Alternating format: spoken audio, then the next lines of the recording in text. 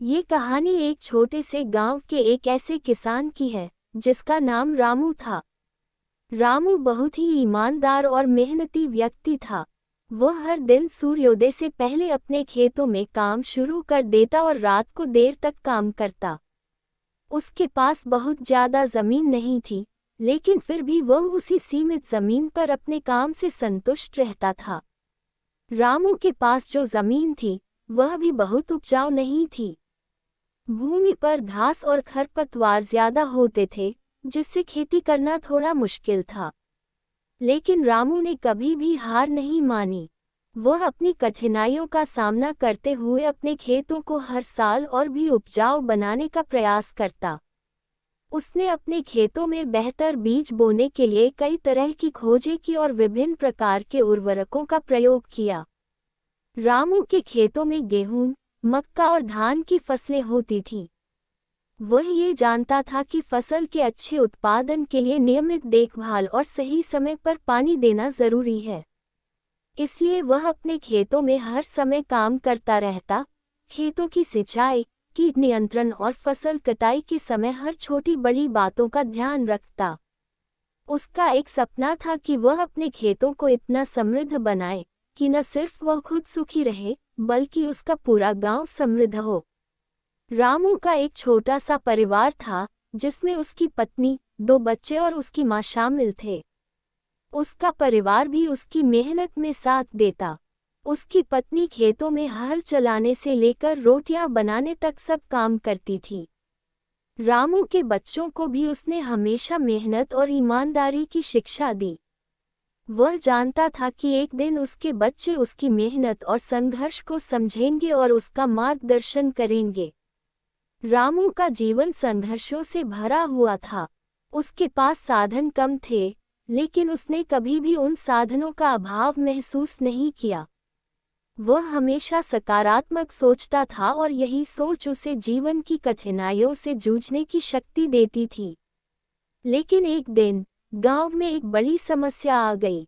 वहां के मुख्य जल स्रोत, जो गांव के सभी किसानों के लिए पानी का मुख्य स्रोत था, सूखने लगा। ये जल स्रोत गांव के लिए जीवन रेखा था। अब यदि जल स्रोत पूरी तरह से सूख गया, तो खेती बर्बाद हो सकती थी और पूरा गांव मुश्किल में पड़ सकता था। रामू ने सोचा कि अगर जल स्रोत सूख गया तो वह खेती कैसे करेगा। उसने गांव के अन्य किसानों से बात की और समझाया कि अगर वे सब मिलकर पानी की बचत के उपाय करें और पानी का सही उपयोग करें तो शायद जल स्रोत को बचाया जा सकता है। रामू ने खुद शुरुआत की और अपने खेतों में पानी की बचत के लिए एक नया तरीका अपनाया। उसने वर्षा के पानी को संचित करने के लिए टैंकों का निर्माण किया, जिससे वह पानी का सही उपयोग कर सके। रामू की मेहनत रंग लाई। अन्य किसान भी उससे प्रेरित हुए और उन्होंने भी पानी बचाने के उपाय अपनाए। इस प्रयास से जल स्रोत का सूखना रुक गया और धीरे धीरे पानी का स्तर फिर से बढ़ने लगा। ये देख रामू ने महसूस किया कि अगर गांव के लोग एकजुट हों, तो किसी भी मुश्किल का सामना किया जा सकता है। गांव में एकता और सहयोग का भाव बढ़ा और सभी किसान अपनी फसलों को फिर से समृद्ध बनाने में सफल रहे।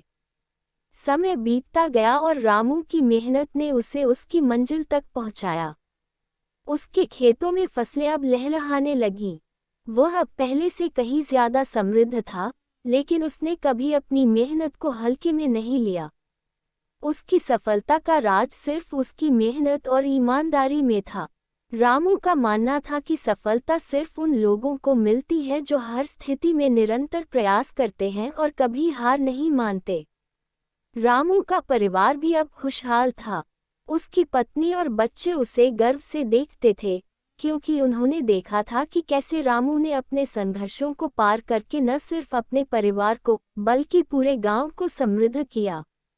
रामू के बच्चों ने भी खेती में उसकी मदद करना शुरू कर दिया और साथ ही साथ पढ़ाई में भी मेहनत करने लगे। वह जानते थे कि अगर उन्हें भी अपने पिता की तरह कामयाबी पाना है, तो उन्हें भी उसकी तरह ईमानदारी और मेहनत से काम करना होगा। रामू का जीवन हमें ये सिखाता है कि सफलता केवल पैसे या संपत्ति में नहीं, बल्कि कठिन मेहनत, ईमानदारी और संघर्ष में है। उसने जीवन की कठिनाइयों को चुनौती के रूप में लिया और हर परिस्थिति में खुद को साबित किया। उसकी यह कहानी न सिर्फ गांव के किसानों के लिए प्रेरणा बनी, बल्कि यह भी दिखाती है कि अगर व्यक्ति सही दिशा में मेहनत करे और कभी हार न माने, तो वह किसी भी मुश्किल को पार कर सकता है। रामू का जीवन एक उदाहरण है कि मेहनत, संघर्ष और सही सोच से ही किसी भी कठिनाई का समाधान संभव है। उसकी कड़ी मेहनत और लगन ने उसे एक सफल किसान और एक आदर्श व्यक्ति बना दिया।